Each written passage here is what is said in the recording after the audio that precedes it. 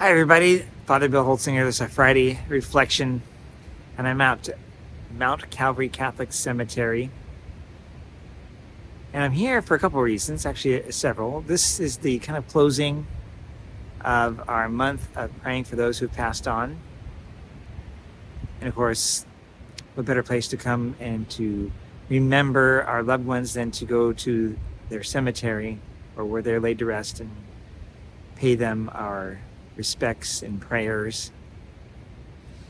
For me, there's actually a couple other reasons too I'm here today. Number one, I'm recording this on Tuesday, November 15, which is my birthday, and it's I'll be 56, or I am 56. Well, around noontime it'll be official. This is the morning time, roughly. Anyhow, so part of my sensibilities of my birthday, typically prior to my mom's passing, when I was having my birthday, I'd always call her and I'd talk to her, thank her for the labor she endured for my birth. Apparently I was a little bit of a problem child, that is for birth.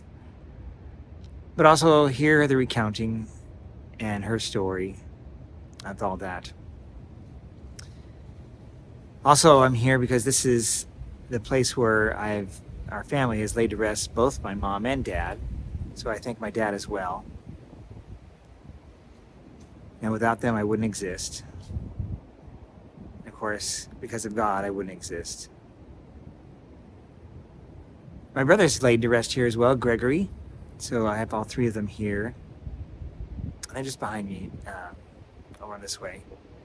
So I want to come and pay my respects, but since I can't call my mom and talk to her in the normal sense, I thought I'd come to the cemetery where she'd been laid to rest and where her dad has been laid to rest, my brother Gregory. They're just around the corner here. And I just laid some flowers down here. There they are, right there. I said some prayers. Yeah, the wind here.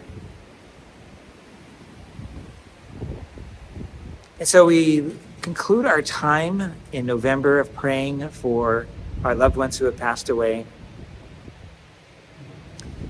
And I hope that it's been a time that's refreshed you, but also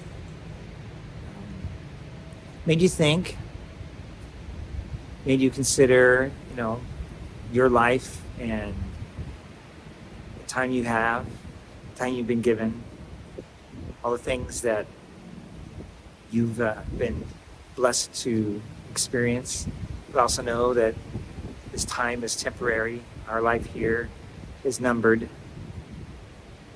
And as we grow older every year, I think that gets something we take more soberly. I know I do. It's been a gift to be able to come up to Holy Trinity from the Grants Pass area. And I love Grants Pass, I love the people of St. Anne. It's been a great joy. But to come up here to Mount Calvary Catholic Cemetery was something that was not easily done previously, because it would take 4.5 hours just to drive up here.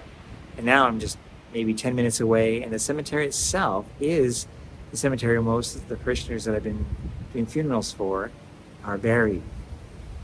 And so this is basically the cemetery that's common for Holy Trinity. And what a blessing it has been. I didn't expect ever to be sent to a parish where I'd be able to visit the place of repose for my family, mom and dad, and in this case Gregory. It's helpful for me to grieve and to give thanks, and that's really, at least on my birthday, the things I like to do is to do things that make me happy. And one of those things that makes me happy is giving thanks and saying thank you, especially to those for whom I care for, those who I work with, those who are friends and family. I hope that during the rest of this month, and it's almost closing, this is Friday, we're going to conclude the month here shortly, that you get a chance to thank your family members, to thank your friends, your spouse, your kids, your parents. And Thanksgiving is next week. This is the perfect time. And if you're not with them, I encourage you to make a phone call and make sure you touch base with them. I'll be staying put where I'm at.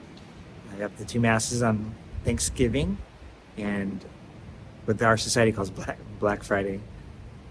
I want to encourage you to consider coming to Mass on Thanksgiving. What better way is there to celebrate Thanksgiving Day than going to Eucharist to receive Christ in the form of what appears as bread, but really is his body, blood, soul, and divinity, and the word Eucharist, which means Thanksgiving. What better way could we express our thanksgiving to God for all that he's given us?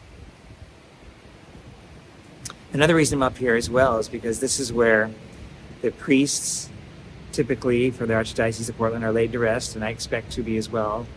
And that's just a little ways away. In fact, see, it's right over here. Let's see if you can see it. Right there. There's a gazebo there. I'll walk over there in a minute. That's where the archbishops, the bishops are buried, and a lot of the priests, a good majority of them. So I'm going to go over there and also pay my respects and pray, especially for the priests that I know, already knew when they were here on this earth. Because I'll be there myself. That's where I'll be buried. And it's important that we touch base with our mortality on this earth, recognizing we have hope. I have hope for resurrection. And so in my last week's homily, I mentioned how, well, we don't know the end will be for ourselves, when the second coming will come, when our particular end of this life will come. It's important to be audit ready, to be ready to receive God's loving arms at the end of our days. And I hope you're able to ponder on those things in this weekend. This weekend we're celebrating the solemnity of Christ the King, who is the Lord of all, the Creator of all, who is worthy of our worship and our obedience, our submission, our surrender.